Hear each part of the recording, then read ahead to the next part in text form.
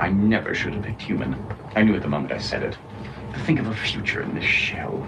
Forced to cover myself with a fabric because of some outdated human morality. To say nothing of being too hot or too cold. Growing feeble with age.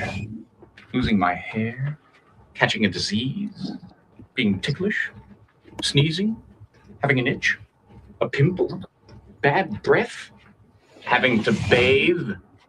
Too bad.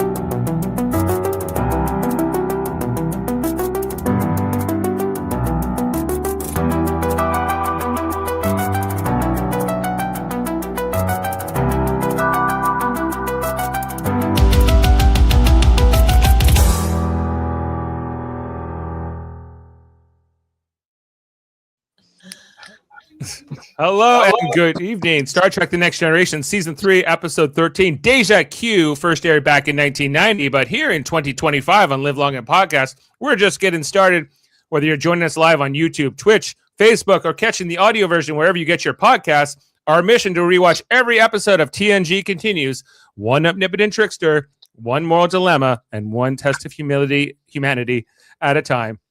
Now, here's the guy who watched Q fall from godhood, Picard wrestle with trust, and Data show what true humanity looks like. I'm your host, Dave Mader. And we have, once again, an amazing panel to break this all down. Actually, one of them still to arrive. Coming in first, he wasn't invited to tonight's panel, but he's here anyway. He's not here just reading the treaties. He's mapping the motives behind every maneuver, from Ottawa to Bre'el IV. He's tracking the quiet tells, and the moment diplomacy turns into theater, it's Adam Woodward. Hey guys, I'm happy to be here. Thank you very much, Marcel. Listen, hey, Heather, is this homage to Whoopi's hat? Yes, it absolutely is. Thank you for clocking that. I've got my sequins. I've got my flower. Guinan is serving in this episode, serving the finger to Q. For real. Serving his finger too. That's right. Yeah, coming on here next, she's watching Picard weigh trust against the tactics and wondering if the Federation's moral high ground can survive Q's chaos. Stylish and sharp as ever, it's Heather Narduzzi.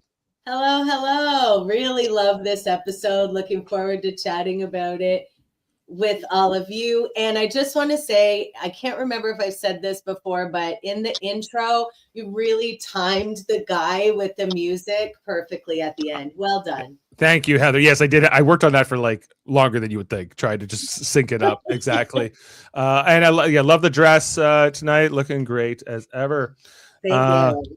Coming in here next, he's my old Academy classmate from Starfleet Academy, a community youth worker by day and a break dancer by legacy. Whether it's spinning on linoleum or decoding Q's antics, he's bringing the rhythm, the insight, and the heart to every conversation. His name's not Jaden, but he is an Iceman. It's Marcelino Frostflow DaCosta.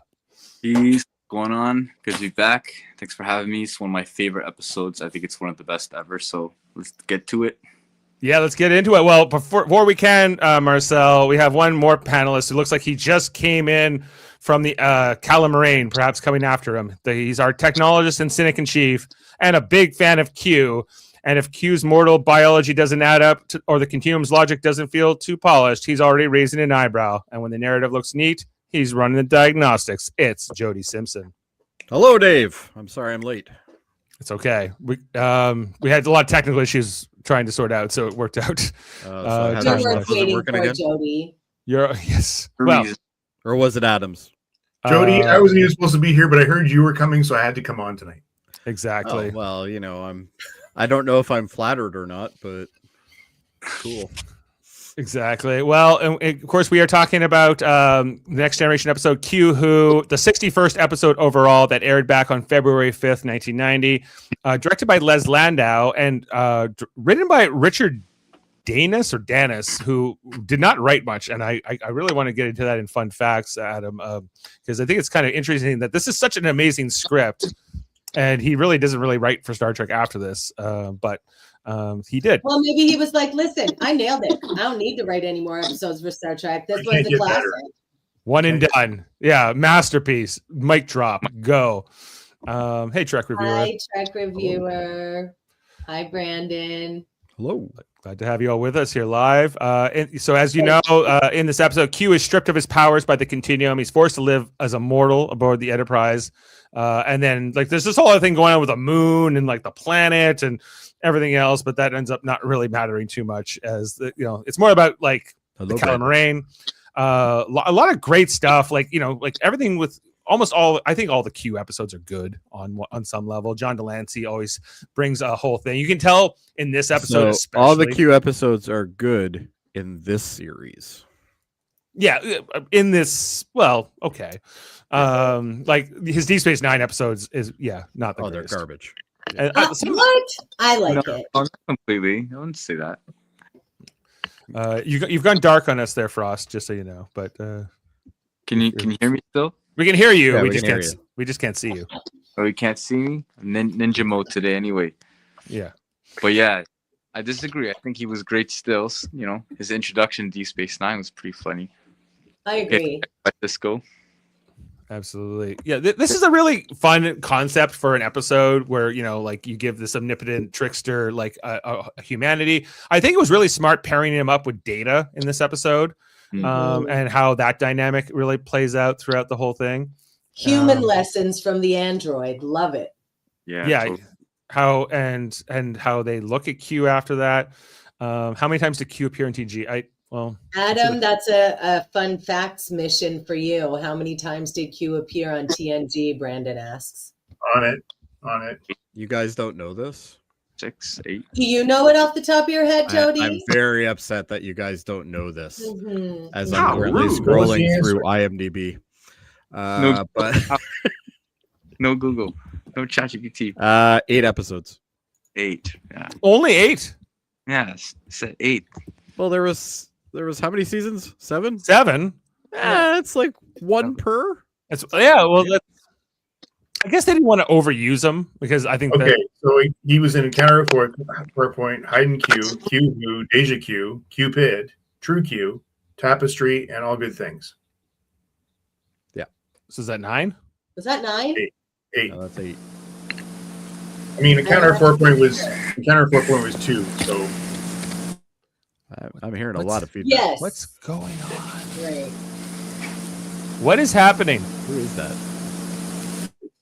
there you go. Okay, I just muted Frost, so it's obviously. Yeah, it's Marcel. We're getting a lot of interference. Norman's got some info for us. He appeared most seasons, 1 time a season. He did not appear in season 5, but appeared in season 1 twice. Okay, all right. Well, thank you, Norman. You got and season 6 twice. Listen, Norman, I think you're coming for Adam's fun facts job. No, did. Thank you for your help. But we save that to the end. Let's get on with the episode. Well, we talked enough about. I had a couple of things I wanted to touch on first, if I may. But oh boy, I was trying to unmute him, but he's still loud. This is the thing with the phones. I'm like, does it work? Yeah, I'm like, phones is always a bad idea. It works, but not really consistently. And yeah, it's just a lot of mic. It sounds a little bit better. I can try to cut out his. Hey, Marcel. Marcel. Okay. Q got him. I don't know what to do. All right. Well, I don't know what to do either. We're off track here, so this is it's more derailed. No more. I'm having a no phone policy, I think, from now on. So no phone policy. like, because it's just like I never know what's going to happen. right? Like it's just you get this kind of stuff, and when you're doing it live, this is how it goes. All right. Well, the other thing I love about this episode is Corbin Burnson's scene cameo, another version of Q. I really wish they would have brought him back. I love just how the two of them embraced each other too. They're like, "Hi Q, hi Q," and they're very similar but different, and there's just a lot going on there. I really enjoy that, and this idea of the Calamarain, the quick little, even like Whoopi Goldberg's one little scene in the episode is good. Mm-hmm. But can I just mention too, Dave, is this just the amount of lines that just we quote forever out of this episode? Yeah. Mm-hmm. Oh yeah, like There's so many things. Like there's I'm not like the app. That's why I would say about the script, like the writer of this episode, like the fact that he didn't go on to do more is a kind of a too bad, because it is so good. He did so well with these particular characters. Yeah. So yeah. But I pulled so many sound clips here, more than I pull for an average episode, because it's mostly all Q every time John Delancey says this or that or the next thing. So, all right, and it's here we really go. too bad, I mean, to Jody's point, that they didn't have that playful Q in Picard. It was a different character and a different. He was an old guy. Yeah. Yeah. Okay, Marcel, you can hear us? Yeah, can you hear me? Oh, that's much better. We can. Thank All goodness. Sorry, guys. It's been a funny day. We're back, though. Interference. We're back. We back. We back. Okay, well, we can jump into the episode breakdown and see everything we can talk about here. So, if you will, I just have to ask: is that your head hair coming out of the hoodie, or is that your beard? It is. It's my head hair. It kind of looks like a beard. Okay. It's a hybrid. Anyway, I'm like, I don't think he has a beard. Super beard. I just pull it You've out. had beards over the years, but I've had long ones, big ones, small ones. How do we know we're 1969 says, how do we know that we're watching this live? I'm reading it live. Of course, this is going to be the same thing on the playback. So you just don't know, man. At this point, you don't know. It was live when we taped it. So. It was live when we were here, but you may not be here while we are live. Yeah. Right, Adam had touched his camera. So I'm here. Don't worry. I'm not worried. Adam's eating. That's usually the code. Oh, okay. He's eating while he's here. No, I'm not. I'm hot. He's hot. Oh, he had to pat down. He didn't want to take his sweater off on camera. They are live and not AI. How do we know? Number one, would AI make this face? I don't think so. I would be a lot prettier. You need some extra fingers, Jody. Extra fingers. I don't know what you're referring to. I just don't. I don't get it. All right. Yeah. All right. Well, with no further ado, let's jump into this episode. As we start off here, the Enterprise at a planet called Bre'el IV. The moon is descending from its orbit and threatening to crash into the highly populated world below. We get to meet these aliens, the Bre'elians, I guess, who are, I don't know, like fish people almost to me. Yeah, I feel like they were all dubbed or something. Their lines as well. I don't think they can really move their mouths that much in this makeup. No, so I feel like it was dubbed after. But so they're trying to save this planet. They don't know what's up with the moon. They just know it's out of orbit and it's going to crash into the planet, kill everyone, or really damage them. So Picard and the Enterprise crew are trying to work out the problem. And they try to get Jody on it. Jordy's got some ideas, but he mentions that it might not work. I love his metaphor here. It'd be like an ant pushing a tricycle, a slim chance at best. An ant pushing a tricycle is not a slim chance. It's a no chance, I think, in probability. Yeah, I'm not sure that was the best analogy to explain that, I guess. He's like, well, I guess there's a slight chance. No, an ant can't push a tricycle, so no. I don't think there was. But you know what though? This in itself is a good little story. Yeah. Yes, we can't play the entire episode because that would be a copyright violation. So right. Yes. I can play. I show images and I play some audio clips, but I don't play audio clips less than I think 20 seconds before. Yeah, try to do it. Yeah. So that I don't have the big brother coming down on us. Anyway, please don't sue. All right. Yeah, well, it's not about suing, but anyway, so they're trying to push the tricycle with the ant here, I guess. The Enterprise pushing with the tractor beam. It's not really doing much. And then I think all of a sudden they hear like this loud ringing from hell that's coming around. It's very they all got a distracting. bad case of like bright tinnitus. Yeah, Yeah. and they're trying to like, well, we're trying to do this one thing, and they're like, they're still trying to carry out with the mission, even though this loud ringing is that they can't explain. Even which I when find- Jody acts like he's, excited, he's not excited. It's so weird. He always looks like he's angry. Yeah, it's hard to see with the glasses. He's very Yeah. intense. The visor. Yeah. We used to call them hair clips back in the day, but Banana clip. banana clip. Banana That's clip. it. Yeah.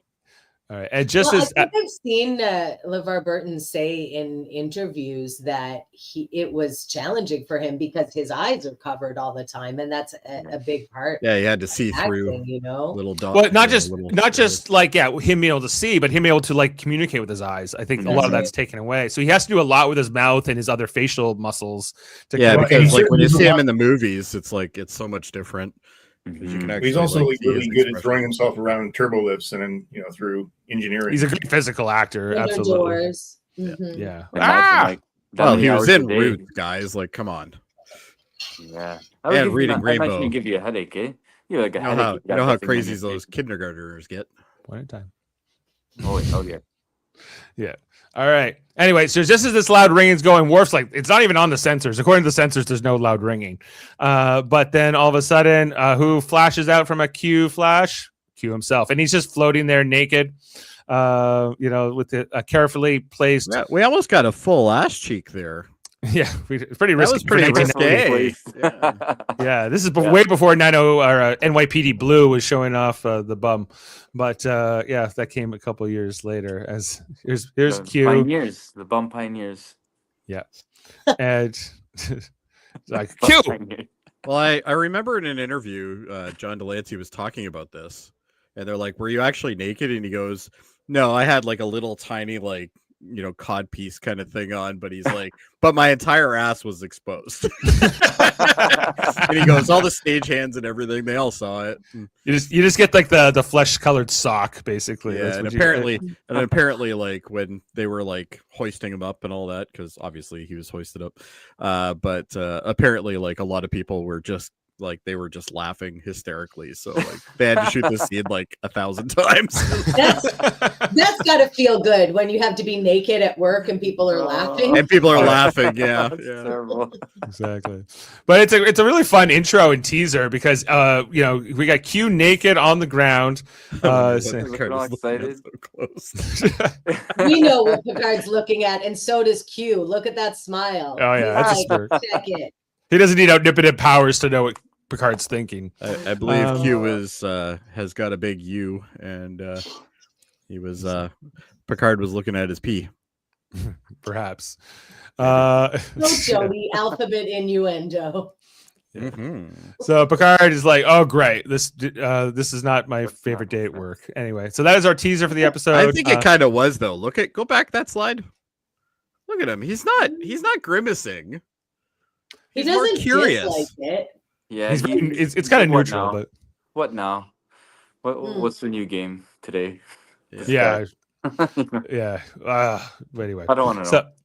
So after the credits, we get the captain's log where he's like, "Q is here," and he's claiming he has no powers.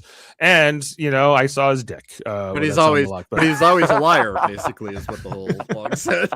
But he's always a liar, so we're not trusting him. How awesome would that scene have been if he had just been like, you could actually see him naked there, floating there for a second. It'd be so funny.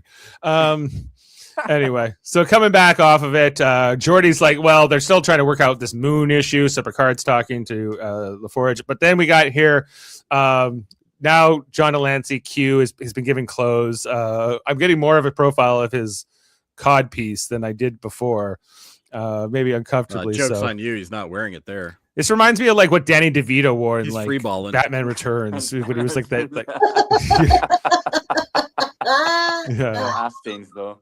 Yeah, and just some great lines. Did they find the ugliest clothes they could find for him? No. Oh, Yes, yeah. and you know what? Whoever gave Q those clothes was like, "Listen, trickster god, you've played enough tricks. Here's a stupid jumpsuit for your." These surprised they aren't didn't just my give him, like- colors. Yeah. I'm getting just done surprised they right didn't give now. him like Wesley's like rainbow sweater. That would have been amazing. That would have been better than this. Yeah. That would have been. And everyone doesn't believe Q because Q's tricked them so many times here. Like, I love how he's just like, What are you blathering about, Riker? "What are you talking about, Riker? Leave me alone." And they're just like, well, "Q, we're not putting up with any of this crap." He's like, I have the faintest idea what you're talking about. Moon, like whatever mission the Enterprise is on, that's not why he's here, and he has no interest in it whatsoever. He's been stripped of his powers and kicked out of the continuum, and is very like indifferent to whatever the Enterprise is working on. But that's playing out here. Picard always impatient with Q, as are most of the crew, and he's going on here. It's like, "Oh, it could be great use to you," and whatever else.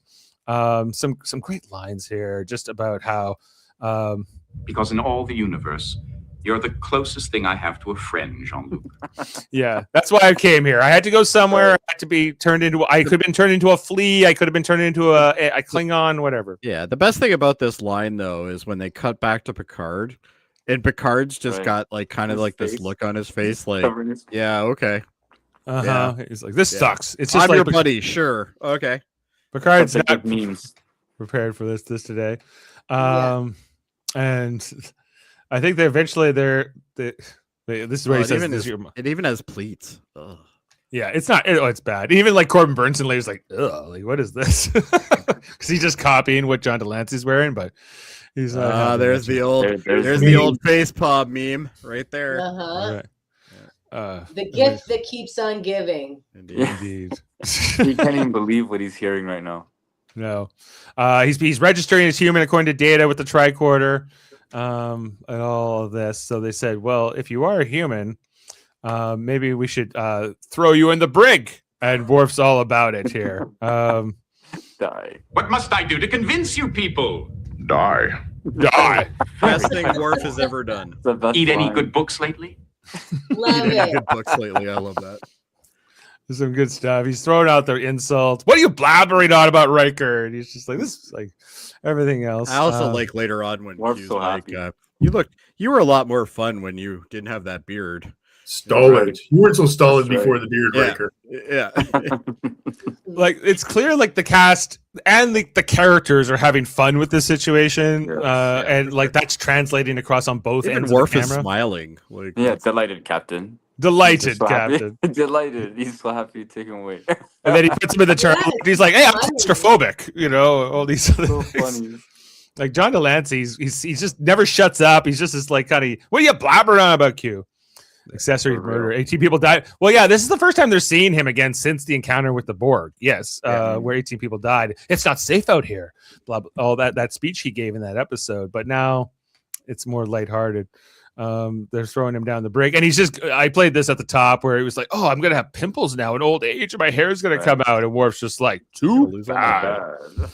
Bad. You don't get Going no along one- here. Worf doesn't care because he already has like the world's largest hair, receding hairline, so it doesn't really matter. He's got a And turtle he on his head. still manages to get a dig in at Worf where he's like, I have to do this and that. And then he gets right up close to Worf and goes, and bathe. And bathe. Too bad. And they say, "Oh, I should have picked Klingon." In my heart of hearts, I am a Klingon, Worf. If you would speak to the captain on my behalf, I would be eternally grateful.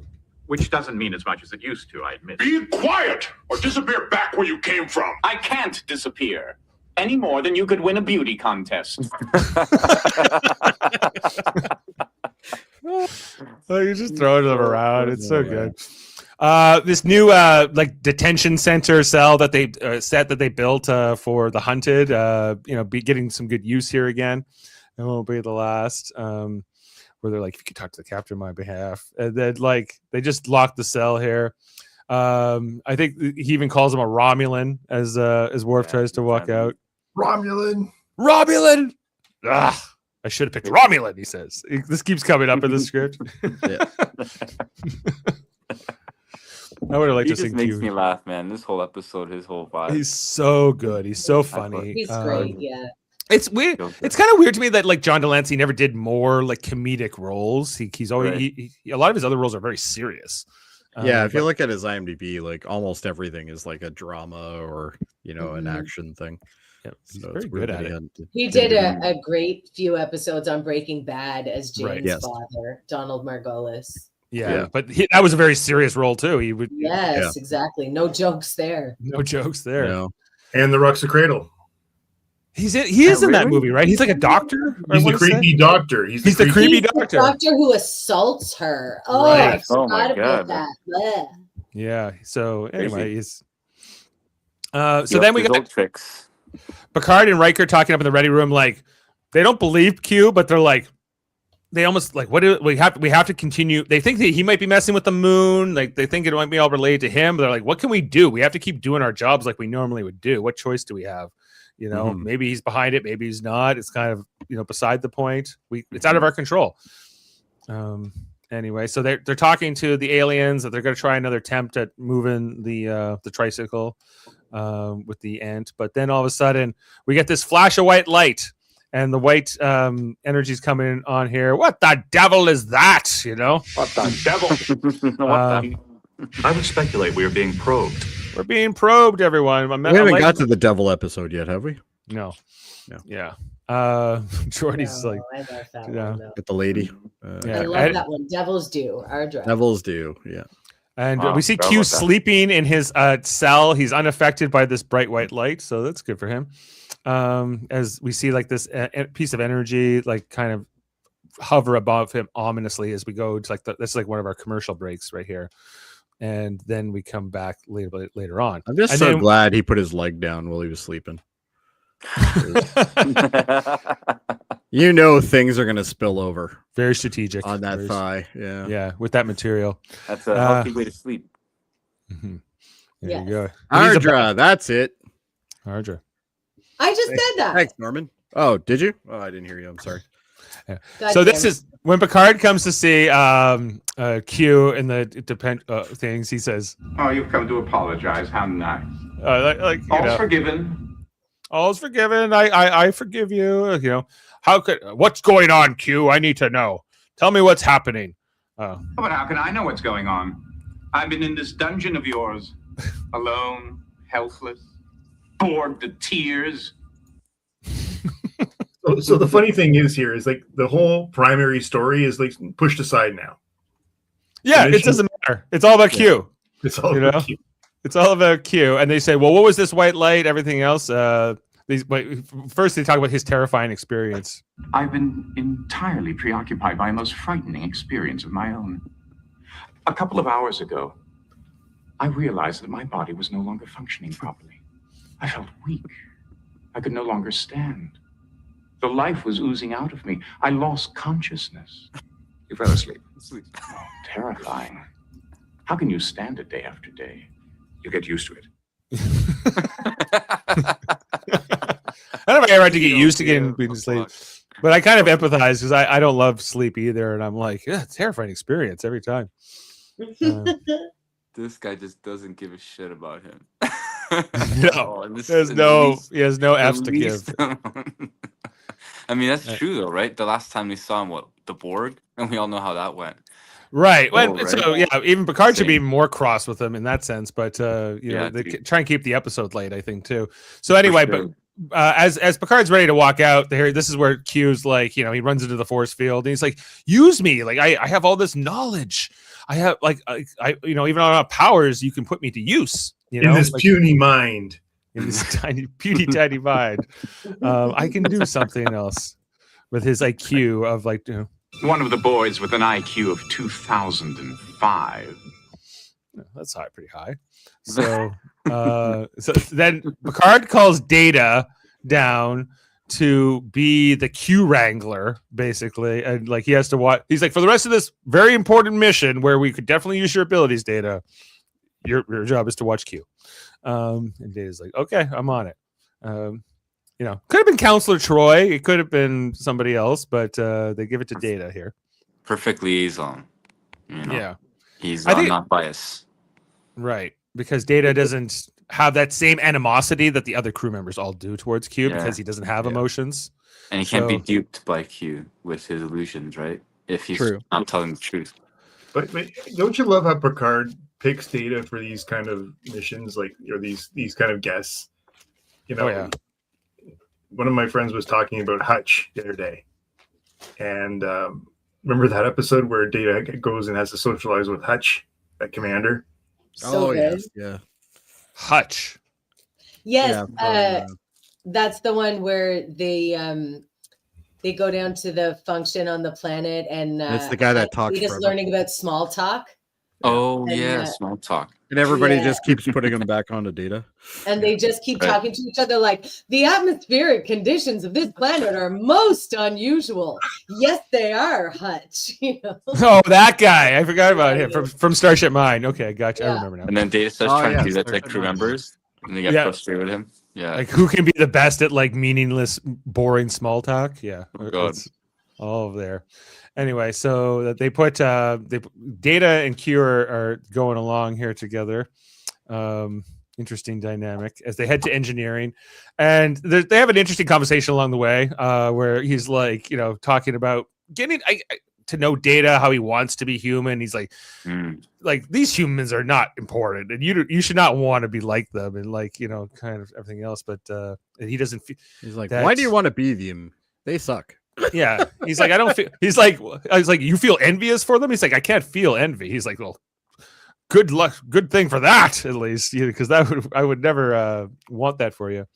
Everything else, but which in my opinion is like the most important moment of the episode, which sets up the punchline later.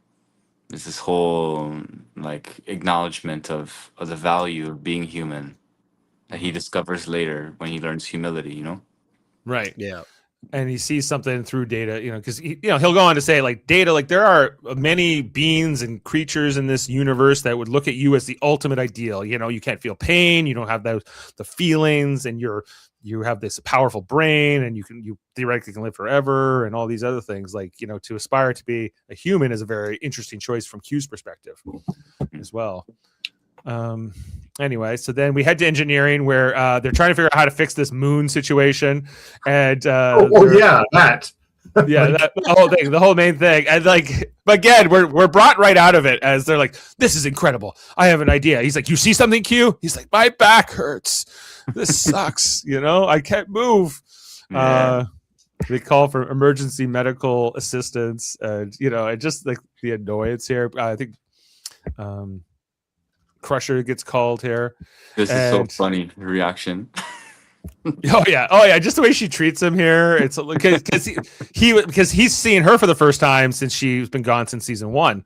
So that and I don't think they had too many reactions here. So glad to have you back here. I can't remember exactly what he says to her, but it's hilarious. Anyway, she starts scanning him. Oh yeah, he's got back spasms, and then she starts working on him here, and just like the smile on her face in this scene is hilarious. It's just a lot of fun. Yeah, but I think she's into it. Oh, she's into it. He's learning the ropes. This is the face Jane makes with me when she wants to do certain things. Oh, nobody wants to hear about this. Nobody wants to hear about this part of your life. I do. All right, well, we're gonna have to talk about that off the air. These screenshots are wild. That's Dave right there. Wow. Anyway. She's really giving it to him. Oh yeah, she wasn't holding back. Anyway, then how are we gonna fix this? Well, just change the gravitational constant of the universe. I think. Yeah, exactly. I love that. I thought that was so fun. Just change the gravitational constant of the universe.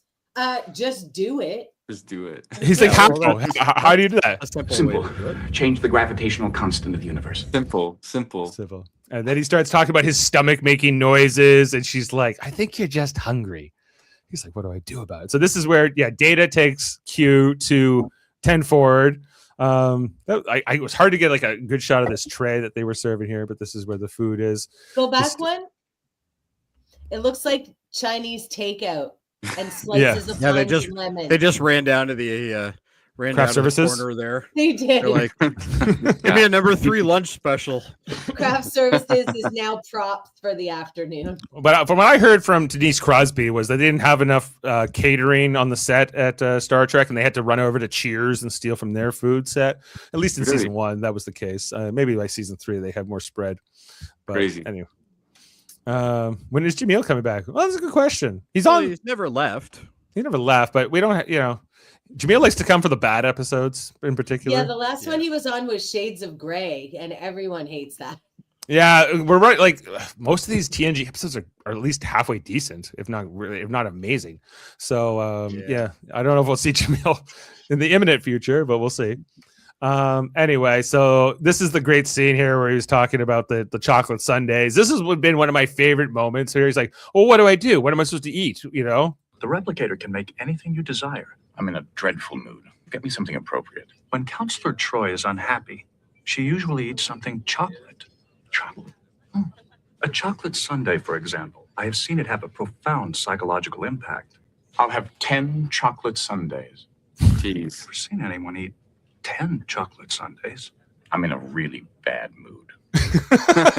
I've never met my daughter.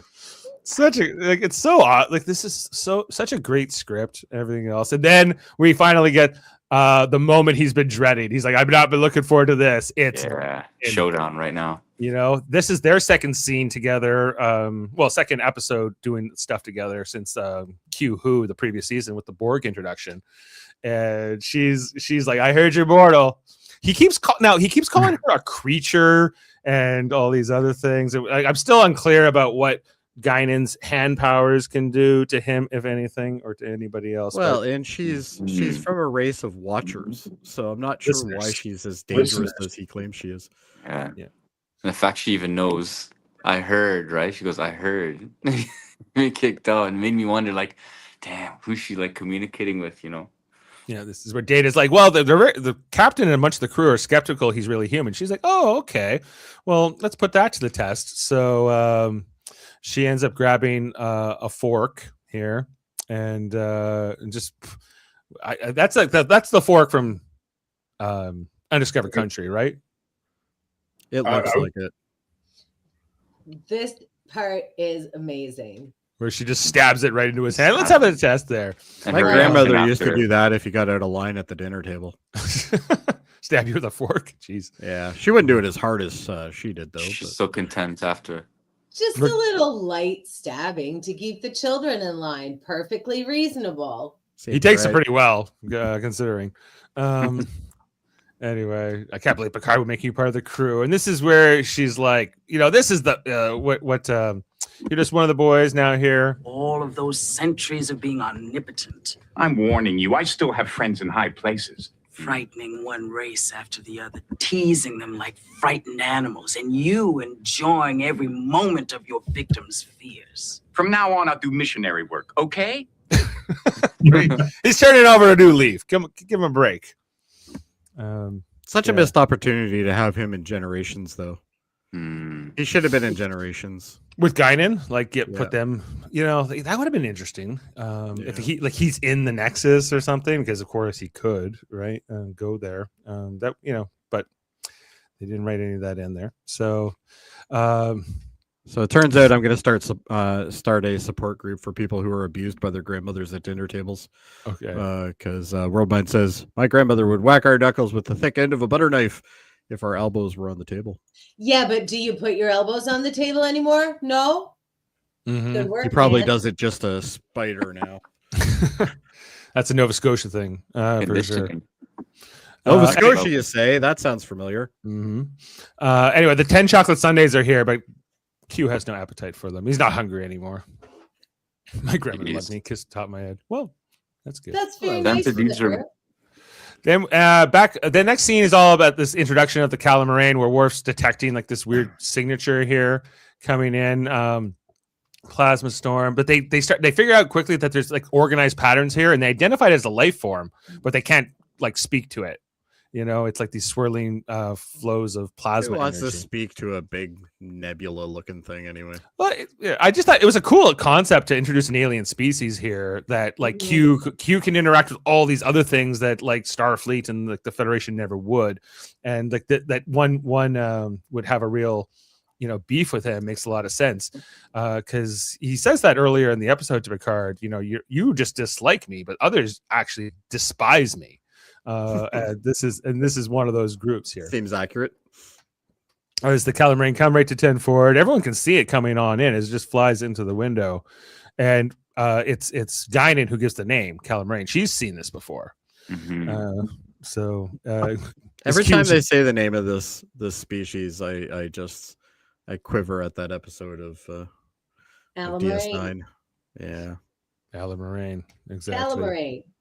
Charmaine. I always think like calamari or something when they say it, but Charlemagne. Anyway, when Q gets like grabbed here by them and like he's like almost phased out in some ways, where he's like somewhat transparent. Well, they're like pulling him. They're basically pulling him towards them, right? Right. They're trying to like pull him out of the ship. So Picard and Jody and all them have to get the shields up to try to compensate for this attack. He does some great little dances. Some just rocking. Yeah, he's got some moves. He's rocking. Data tries to help him. He gets kind of electrocuted here as he's trying to assist. But just then they get the shields up. They're able to kind of block the Calamarain. And with that, John Delancey just collapses here. And this is much more intense for him than the fork in his hand a moment ago. This is like he's never experienced this kind of trauma or pain or whatever. Well, he's never probably felt pain before. So and Guyan's loving every minute she's of it. loving it. She's so content. I'm gonna say. Well, somebody said earlier, I think something like sadistic or something like that. I'm like, yeah, Guinan is kind of sadistic. She likes to see just desserts. She takes some satisfaction, and she knows more about Q than the Enterprise crew does. She knows more about what he's done, and she has told us like not all the Q are alike. Like some are almost respectable. Like this Q, not so much. He's more of like the shit disturber, even amongst his fellow Continuum members. Mm-hmm. And he's responsible for her race pretty much depleting. Yeah. Well, no, I don't think so. The Borg did that to her. The Borg did that, like, for the most part. It was the Borg, but like I think somewhere in the lore, she's saying how he's connected to that in some way because they got some serious beef in relation. Well, they got some serious beef. If it's related to the Borg attacking her planet or not, I'm not 100% sure. Like, but I always thought that was kind of separate things. But they both knew about the Borg. Like, Adam, we need to get on that. There might be some why she's so gripey about it. Yeah. Anyway, so then sometime later, we got this conference here in the observation lounge. We can see like Q's hand shaking, tremors. He's so scared, right? He's like, "Oh, these Calamarain." Well, the problem with these guys is they have no sense of humor. Like something you. And they like to dance. Yeah, it's so weird. Like this is what you like to do. You torture them. You torment them. One creature's torment is another creature's delight. Yeah. Which, I mean, he's not wrong. Yeah, he's all subjective. They simply have no sense of humor, a character flaw with which you can personally identify. His timing is too funny. What an asshole. Yeah, the dialogue in this episode is so good. It's so good. He's basically just needling at all the Enterprise crew members one by one, and they're all just giving it back to him. Point. Yeah, it's maybe my favorite interactions with them because he's so vulnerable. He can't just like snap them out of existence. They have all they can do is bounce off each other. Yeah. John Delancey's so great here. I agree, Sam. And this is where Data Picard puts it together. He's like, "You knew this was going to happen, you know." You're very smart, Jean-Luc. You're very smart, Jean-Luc. But he's like, "I knew you would be the one to save me." But I know human beings. They're all sopping over with compassion and forgiveness. They can't wait to absolve almost any offense. It's an inherent weakness of the breed. On the contrary, it is a strength. Yeah, like saying like, humans are so eager to forgive me. It would be so eager to like upstand for their morals. A lot of other species might sell this guy out. It's like, whatever, Q, you suck. See ya never. But then Data said like Q did contribute some great ideas in engineering, like changing the gravitational constant of the universe, which of course is impossible, but it did give Jody this other idea of what might be possible. And Troy's like, oh, well, we got a fan for you here, Q. And he's like, I'm not a fan. Data says, I'm just stating a fact. He did help us. Got So, the advocate. The advocacy class we took 20 years ago. That's right. That's right. So they call, to Jody down here to see if they can move things along and get Data helping or Q helping Data. So they go to their next mission here. This conversation here with Data. Sorry, does anyone remember this particular conversation with this? No, it doesn't matter. Yes, this is where Q says it's difficult to work in a group when you're omnipotent. Right. Yeah, he's like, this is where, Data's trying to like become like his coach in humanity, which is also kind of really funny here. He's like, maybe if you just try to get along a bit more, you'll get a lot more progress, right? It's interesting though, because they're both trying to learn how to be human, right? So it's like the dynamic between these two are actually quite nice. I like it. It's back fun. to that conversation in the hallway the first time. Yeah, it's basically very similar.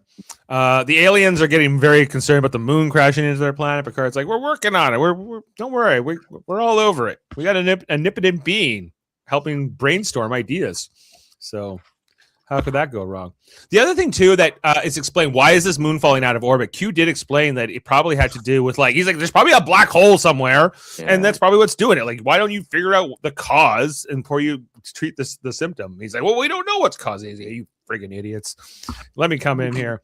So as Jordy's preparing for his next attempt, this is when Q shows up. He's like, okay, everyone, who wants to all listen to my greatness, my ideas here? And Jordy's like, I'm putting you on warp field monitoring duty, basically. Oh, this is awesome. Yeah. He's like, what are you talking about? You can't waste of my talents. Yeah, waste of my talents. He's like, no, it's a perfect use of your talents. Everyone else knows what they're doing. Help me or get the hell out of here. And Q's not like, okay. Right. And Data's like, he says to Data, Q says to Data, who does he think he is? And Data's like, he thinks he's in charge, and he's right. So figure it out here, Q. The commander. Commander for a reason.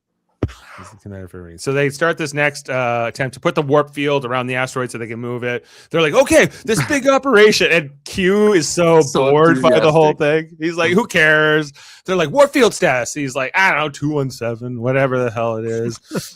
He's so bored throughout the whole. Even when the Enterprise is nearly crashing into the planet, he's still bored. That's coming up in a moment. He's like here. a teenager.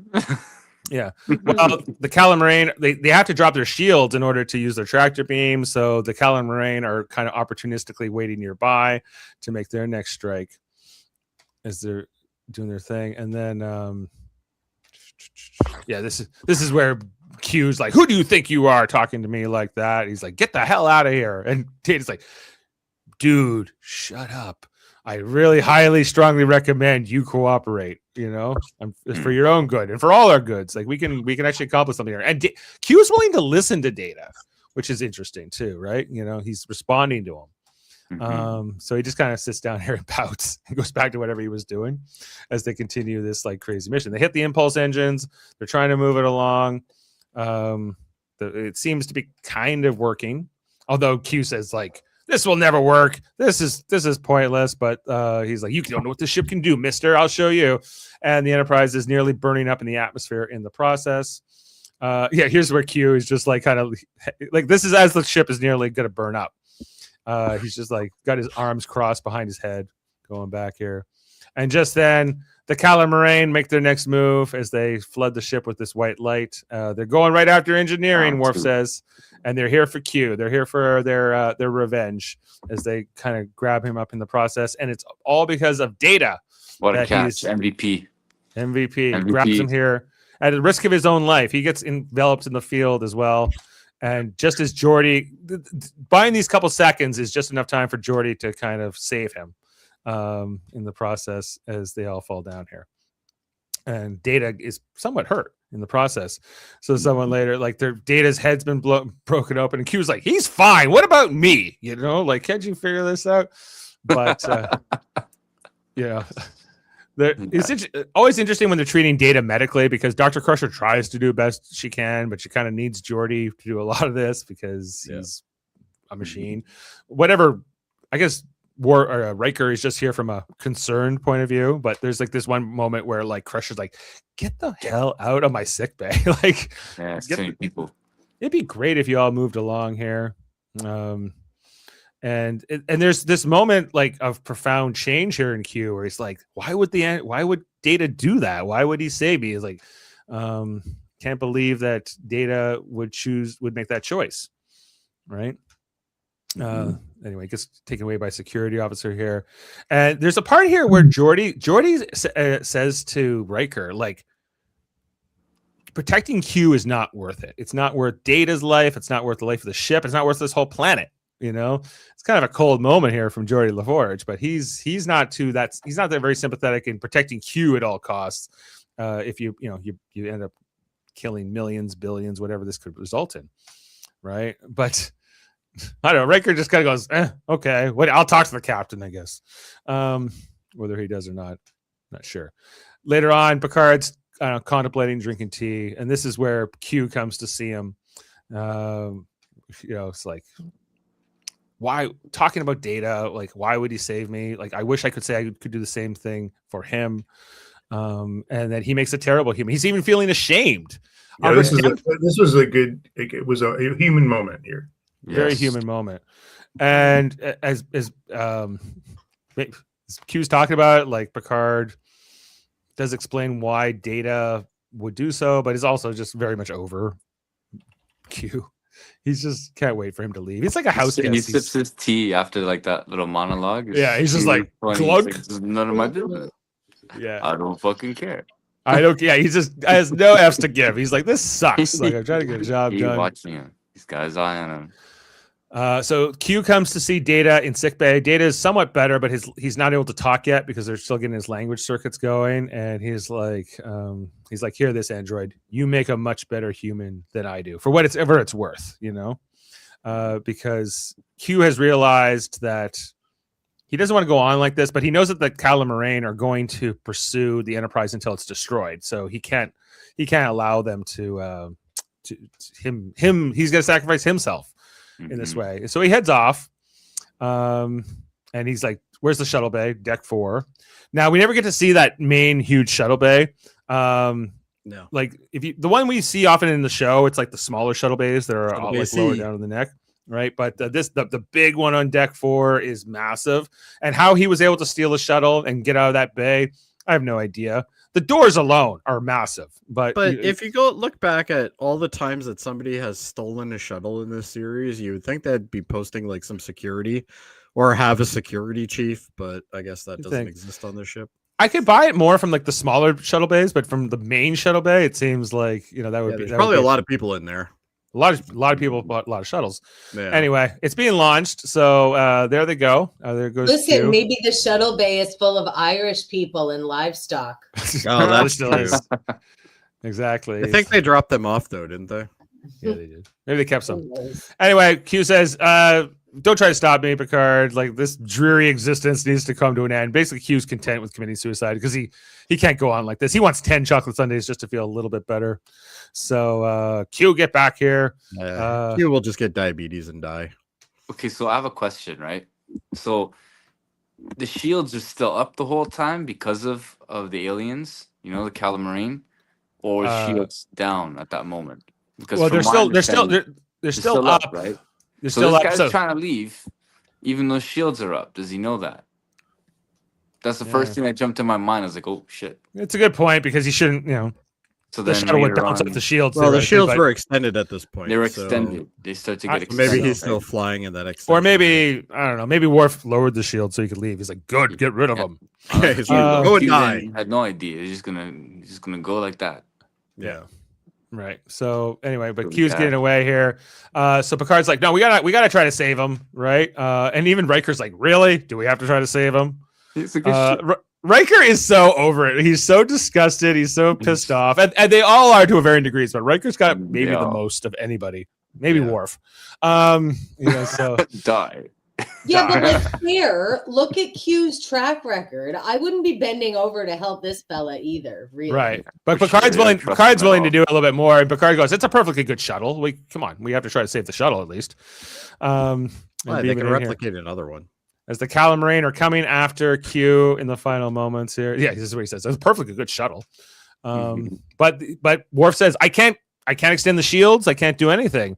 Jody can't get a tractor beam. He can't get a transporter lock. There's nothing. And they can't explain it. What could be causing this? Right. And this is where we get the introduction of Q2, played by Corbin Burnson, who pops in here. I do kind of feel like this scene is really dated here because it's very clear that John Delancey is not reacting in real time because this is like a green screen overlay. And so when you watch it back, for me, like especially in the first few moments, it's clear that's it's a bit of a disconnect. But eventually, it kind of syncs up, and then these two are just playing off each other, in the scene. Both wearing notice that until you brought Well, I it think up. they're probably wearing the same outfit too. They probably only made one of them. Wow, all these years, years, and I had no idea. Yeah, he's like, Q, what are you up to? And I love how the two of them interact, though. It's like Q. He's like Q. I would love to get more versions of Q because I think it was as iconic as John Delancey is. I think you could do in one of the books, which I know you don't consider canon. It's not just me. Like it's just... Well, I know, but you're the only one here that would definitely, argue that. But I believe that they did mention that there is like multiple Qs and they're multiple dimensional as well, and there's a whole sort of right. Like I read like Q. Like there's infinite Qs for infinite dimensions or something. Yeah, which makes sense. So and they explored a little bit of that in Voyager, but they did. Yeah. Anyway, so the Qs are here, and he was like, Q, you've always had my back, right? And he was like, no, actually, I'm the one who kind of sold you out and told them the Q continuum to strip you of your powers. He's like, every time I go to a solar system, I got to answer for you, and you're always like trashing our name and everything else. And well, I like the line where he's like, I wasn't the one that lost that asteroid belt. He's like, yeah. He's like, no, but you're not so perfect yourself, right? He was like, yeah, but the whole thing here is that the whole self-sacrificing yourself to protect the humans, that's kind of a problem, And he mentions like, we can't let you die now, and he's like, it was very noble and self-sacrificing of me, wasn't it? Yeah, he's so thrilled with himself. Well, the thing about Q is he's always the most proud of himself, right? So it's he got the humble pie pretty bad, so it was like a genuine moment of feeling joy there. Because you really think about how Q was set up as like this really antagonistic villain, and then they do a lot to give him this redemption arc in this episode. And then going forward, all the episodes that he comes out with after are generally more just kind of nuisance episodes. They don't. Well, there's like the Robin Hood one. Anybody. The Robin Hood one, he does put them at risk. He's like, you can die here in this Robin Hood simulation because he was all fascinated with Picard's obsession with love. And then when he brings not a merry man. And when he comes back in the finale and all good things, right? How you were never not on trial. You were never not on trial. This antagonistic relationship, but he's like, but then by the end of the episode, he was trying to help Picard understand the paradox to fix it himself. And so he's a really complicated, interesting character in a lot of ways. And they use him so well on the show. Anyway, Q gets his powers back in this moment. He's like, don't go messing around and don't go giving us a bad name anymore, Q, as he pops away. And the first thing he does. Well, the first thing he does, is he changes his outfit. He was tired of wearing that thing, and we were all I'm tired of my balls flying around. Yeah, exactly. Very happy with that. And then he grabs the Calamarain out from space and brings them into the shuttle. He's like, "Oh, you think I messed with you before? Just wait until now." But then Q2 says, "Hey, man, none of that anymore. You're gonna be a good little Q, aren't you? You're a changed man, aren't you?" Yeah, I was just making sure you were paying attention. Okay. I love the floating head of Corbin Burnson here. That's good. Peak late 80s, early 90s effects. It's straight Mortal Kombat Toasty. Yes. Toasty. That's him. And then he just blows those cats away. Yeah, little blow away. They say, "Oh, well, we can't. The shuttle's gone. Q's the Calamarain are gone. We don't know what the hell's going on. They're like, well, I guess Q's dead. And all of a sudden, the orbit of that moon is good now. They're all kind of like, I guess Q's dead. Well, that's all right. Guess that's how you gotta go. And just have they mentioned that the orbit's better now? Yeah, maybe. But then Q shows up with the mariachi band. What a great moment in Star Trek. Funny. When he wants to celebrate the trumpet, and just Worf's reaction in the corner where he's just in complete despair. You can't believe it. He's like, Dave, I'm gonna just jump a fun fact in here because this scene was actually filmed. They couldn't get through it because the whole cast was reacting to it as they were filming it. Nobody could keep a straight face. So finally, the director just pulled it back and did everybody from behind. And what you see here is with Worf, his head is down because he could not keep a straight face. Yeah. Michael Doherty can't stop laughing. Right? I love that. That's so good. Like the whole moment here where they pop in the cigars into their mouths and everything else. That's a great one. It doesn't last for very long. But you have to admit, though, Picard looks like he's a gangster boss in this scene. Oh, he does. It's like, I'm going to get Tony to go get you. Yeah. He's like, I feel like celebrating. I don't. He gives Riker the ladies. Here. Yeah, whichever one, I don't buy this at all. Like Riker would be like, "Oh, okay, this is cool." He doesn't really object. It's more Picard that's. Riker is all about consent, and Q put these women here out of nowhere for him. Riker's like, "Listen, bud, I can get my own women." Yeah, he's like, I can. Although this blonde's hair is amazing, it love is it. hot. Yeah, she looks good. You were so stoic before the beard. Like that's a great line too. Yeah, you were. So then Riker's perplexed by that comment too. He's like, what? Really? Puts the ladies here with Worf, and he's less object. Worf's like, you don't have enough ridges. Can we just you'll get broken. Look at? Oh, I already am. The brunette's half cup. Wow, like that is a lot of under boob for late 80s prime time, y'all. Yeah, I feel like at the cleavage going on and the side boob going on over here on the other side there. That's pretty crazy. Cleavage is one thing, but under boob is very racy. We've had like partial nudity. We got John Delancey's partial butt showing and everything else. I know this show is very risky episode. Let's go. Absolutely. But yeah, Picard's like, I'm done with this. I don't like it. So his reaction's the best. He's like, all right, take the whip. But then he leaves the cigars in their hands. Cigars. Yeah, they still got the cigars, everything else. And he's like, lighten up, guys. Celebration time. He reveals the guy's powers back, and then he goes, "Oh, Data, I got a present for you." He's like, "Don't make me human." He's like, "Oh no, I would never curse you by making you human." I'm never gonna do that to you. That's a great line too. He's like, here's a little parting gift as he vanishes, and we got the great laugh here from Brent Spiner. Data. So great at just overdoing it though. He's just so good in this episode for that. And they all get to watch him just crack up, and he's like, "We think it's over," and then he keeps going. Oh, it's a really endearing moment. Still holds up. Even Troy's like, "That was nice," Yeah. You see Data's feelings there. I was just gonna say the same thing. I wonder if she felt that. Yeah, if she could actually, feel his emotions, because we know when he does get the emotion chip later that she can, or when Lore does have the emotions, she can sense emotions from androids. How I don't know, but it's all good. Jody unfortunately puts an end to that laugh. He's like, "Why are you laughing, Data?" I don't know, but it was wonderful, and he loved it. Well, not loved it, but he thought it was great. And then the aliens call, "Hey, you saved our moon! You saved our planet! Great job, Picard!" That's a nice jacket, by the way. Kind of fly. Yeah. Oh, the ridges on the side. I just want to know how these people eat. Pretty good. What do you think? Remember that one alien race where they had the tubs on the transport? Yeah, that fish chum. It was like Mick Fleetwood. Yeah. Yeah. Crazy. Yeah, that was Mick Fleetwood though. Yeah. Great job, Picard. You're awesome. Peace. Does Wakanda? I don't know what you did, but thank you. And then they just hang up. The cross arm.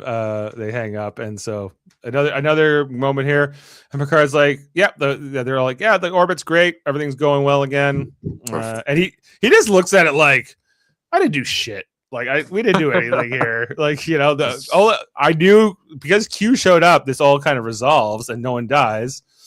So that's great. To get the commission. Because he has to report all that shit. So he's going to be annoyed with the fact that it happened, you know? It wasn't them that fixed it. He won't be getting a medal for this or a commendation for this. Yeah. Anyway, so they set a course for wherever they're going to next. And he's like, well, maybe there is some humanity in Q after all, right? He's about to give the engage order, and then all of a sudden, the cigar is back. Q's in the smoke. Don't be so sure, mon capitan. And it's as he flux away here and leaves the cigar, just like smoke it, you know. Smoke that blunt. Smoke that. Maybe it's a big blunt. Maybe that's that really blunt. what it is. Some dude, he can't do it. He doesn't have anything. Actually, yeah. Anyway, so that is our. Those are the screenshots for the episode, and that is the conclusion. Amazing. Yeah, great episode. Really, really, really good. Adam, would you hit us with some fun facts that you haven't shared already? Sexy fun facts with Adam. Fun facts in his Hawaiian shirt. Sexy fun facts with Adam. Oh yeah, sexy. All right, go ahead. Are we ready? Oh, maybe. Yes, I am. Give it to me, Adam. Oh no, I lost you. Oh yeah, I'm still. Whoa. No, we didn't lose you. No, I'm still here. You're still here. We see Okay, you. give me. All right, I'm just going. Okay, a here we go. bar here. All right. So this is okay. After several unsuccessful attempts by director Les Lando to film Q's nude scene without forcing the actor to be actually naked, a frustrated John Delancey finally asked anyone offended by nudity to leave, strip down, and then film the scene in one take. Yeah. Professional. But that was only after 1,000 times. Did they try it? Yes. Apparently. Yeah. This is actually John Delancey's favorite appearance as Q. He reportedly said that he had legitimate fun on the set. It was also his last appearance before the release of Taking Care of Business in 1990, where he appeared with Next Generation co-star Gates McFadden. I think I remember that movie. Like, I think I saw it. As you guys all said, this is the episode that contains the Picard face palm, which became an internet meme. The mariachi band playing the folk song La Paloma, which is Spanish for the dove. The English version is called No More and was made popular by Elvis Presley in Blue Hawaii in 1961. Oh, one of my mom's No More? favorite. It's called. Is that? I've seen Blue Hawaii many times. I'm trying to remember that song. But... Crazy. John Delancey actually filmed this nude scene standing up, right, in front of a blue screen. His horizontal position was a special effect created in post-production with Captain Picard positioned strategically in front of him. Strange. I wonder why they did that. So they didn't bother to hover him then. Float him. I see. Floating naked man is probably not as good. Q2 is never Production referred. set. Yeah. Q2 is never referred to that as on screen. It was just a post-production or production purposes in order to differentiate the two of them. But in the Star Trek card game that I played in the 90s, which was like similar to Magic the Gathering, there was a card for Corbin Burnson, and it was called Q2. Yeah, Q2. I remember that. As a thank we you, knew each other back then, Dave, we could have played that card game. I was big into it for a while. Go ahead, Adam. As a thank you gift to Data, Q gives him the gift of laughter. And this is not the first time we've seen Data laughing. In Manhunt, 1989, Wesley, Commander Riker, and Data are joking about Captain Picard's reaction to Deanna Troy's mother. And Data is laughing along with the others. Although Data may have pantomimed the laughing in the past, he states that in Deja Q that he does not know what laughter feels like. And now he does. So this gift is granted... gives Data the knowledge of what laughing really feels like, and not just mimicking laughter. Right? Yes, he could physically do it. Like, he could simulate it, but he wouldn't feel it. Right? You know. So that was kind of like the connection here that Q makes. A bit of a goof here at the beginning of the episode. The moon is said to be just 500 kilometers off the planet.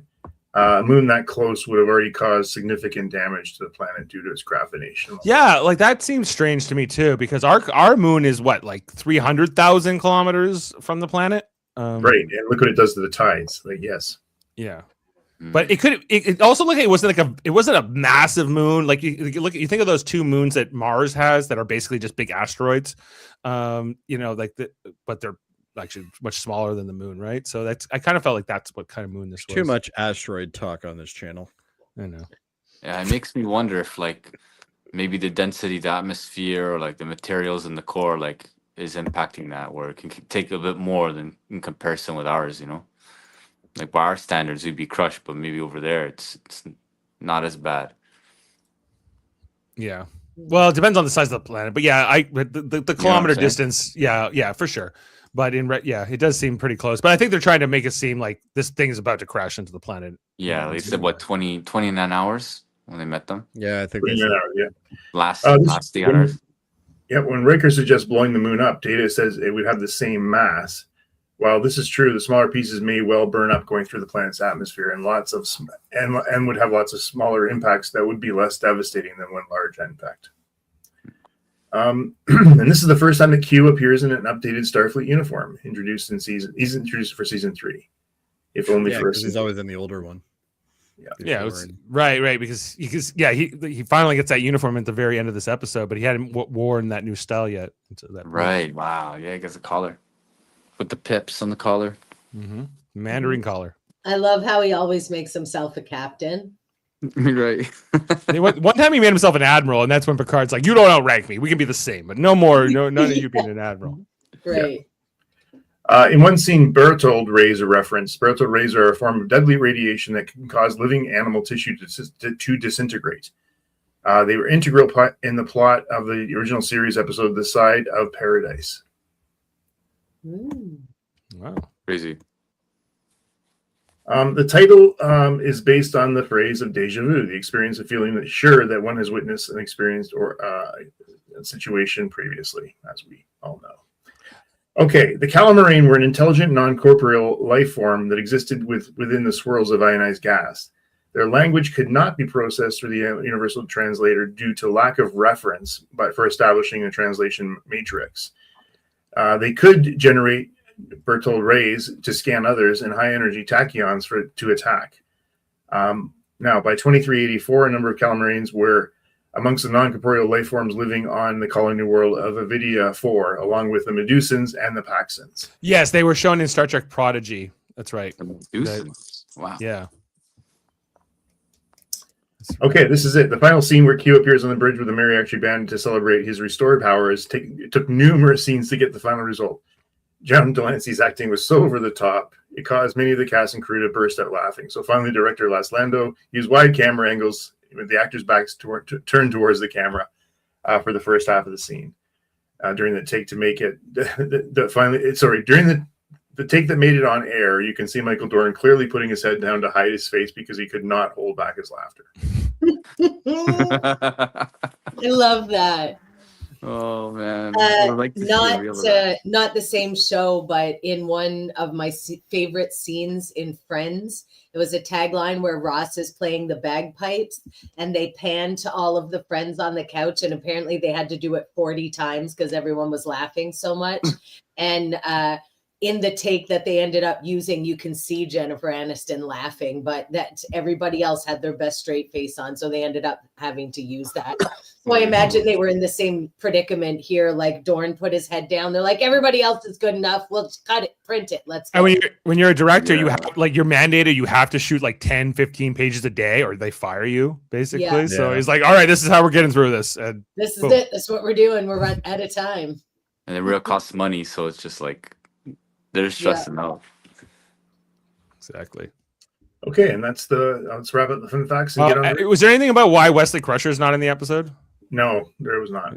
Okay. All right. Well, thank you for the fun facts there, Adam.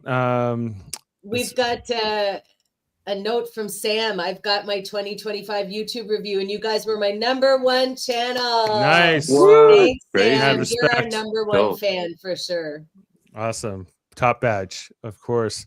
The TNGs were, we're glad. I remember when we weren't doing the TNG reviews during, I guess it was Strange New Worlds, and Sam was like, when are you coming back with TNG reviews? Sam's like, I don't want to watch that. I want to watch showed up for 5 minutes and then left. Yeah. And Sam also said here, we're only halfway through season 3, and the best is yet to come. Absolutely. That's so true. Well, but That's this is true. one of the best ones. And with There that is some segue, crappy ones though coming too. So we're gonna No, it's all bangers from here on out. no, it's not. not all bangers, but a lot of them. Let's review this episode. Give a rating. You know, when I watched it, I was blown away by how much I enjoyed this. Again, It's you know, just a fun, good episode. so it's so much fun. I really enjoyed it. I'm like at a 9.5 on this episode. I think it's got a bit of everything. It's a funny episode, but it's got some really important moral stories and some human moments. So I'm strong on it. Jody, I gotta give it a I gotta give it a 9. 9 from Jody. Adam, Oh, this is a solid 10 for me. I love this episode. Still good. yeah. Mhm. Heather, Yeah, it's a 10 for me too. No notes. Love it. nice. And Marcel, Yeah, same here. 10.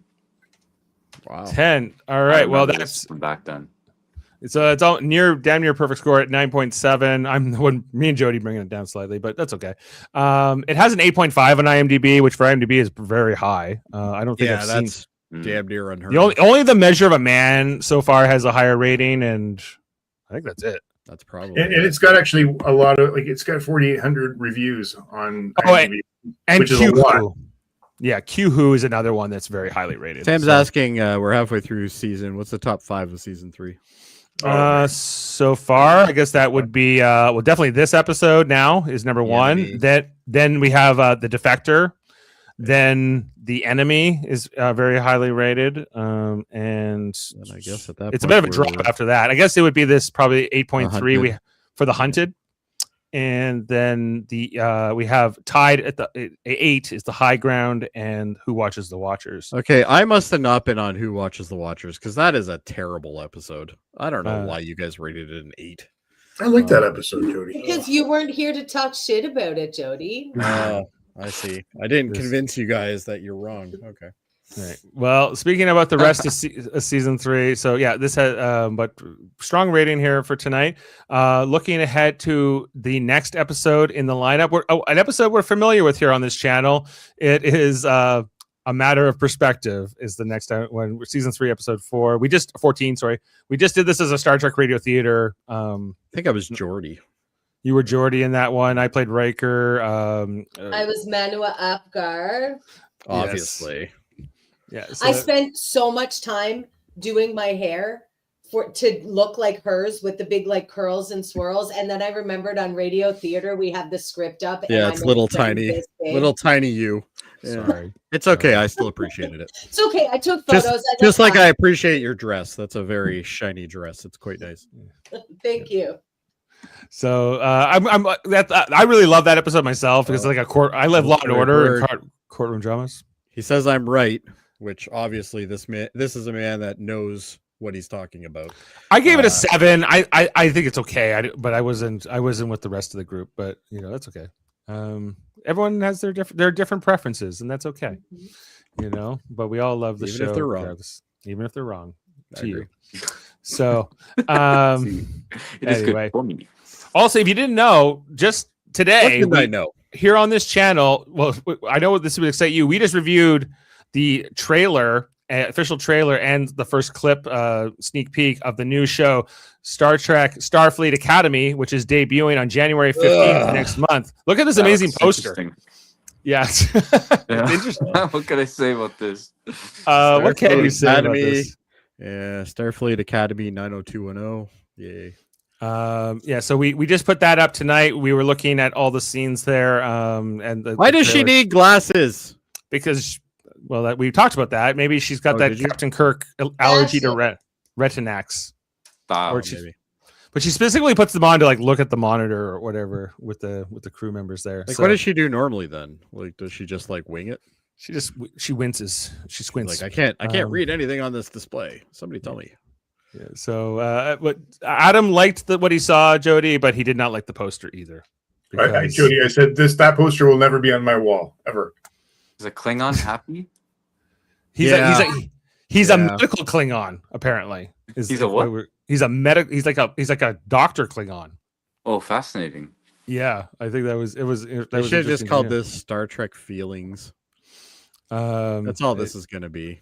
There was a lot of fears. You can eye roll all you want. You know damn well this is going to be garbage, and you don't want to admit it. Hopefully, we get surprised. Yeah, maybe you'll be surprised. Like they were all optimistic and open-minded, and I'm glad you guys were optimistic because we all know how well that's gone over the last. Jody, I'm tired of being on the dark side. I need to come back. And this is the hill you decided to go on? No, right. But this is all we got. This is all we have. No, you can just rewatch a better series. Again. Like this one? Yeah, like this one. But you can't unsee this part. When you look at the poster and then you look at this old 90210 image. He's very upset. Stop making him look like Wow, crazy.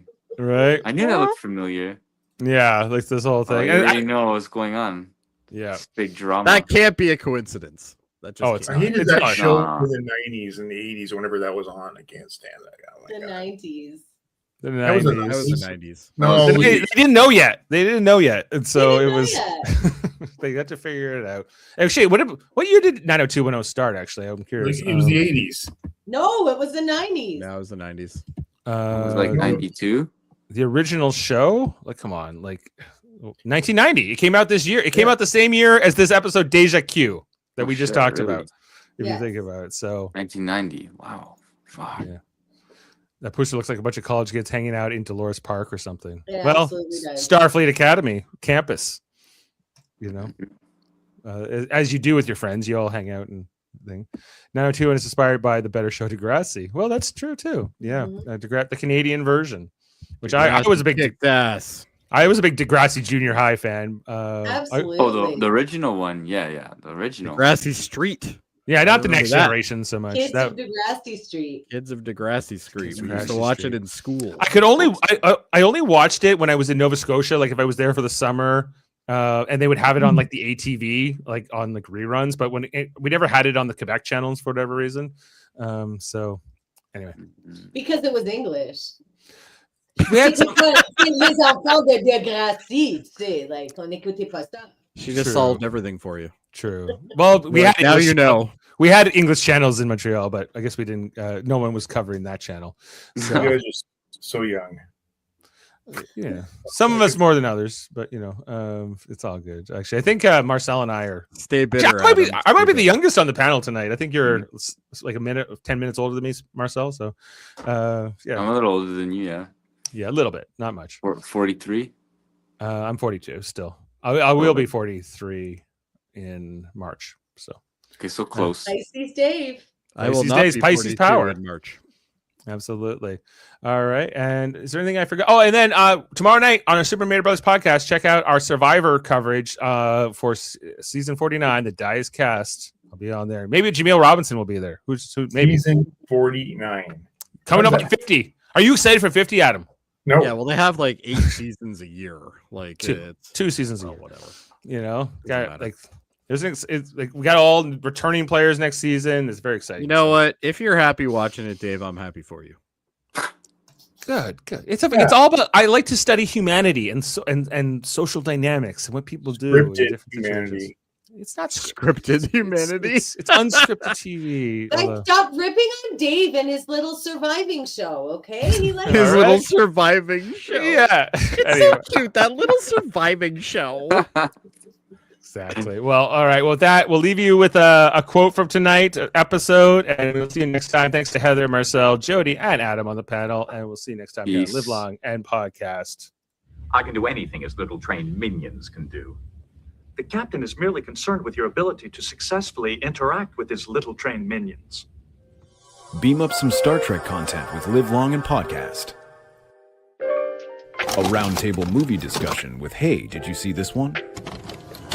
And take a peek into the darkness with Heard Noise, Must Investigate with Michael Chan. Watch us duke it out on trivial debates.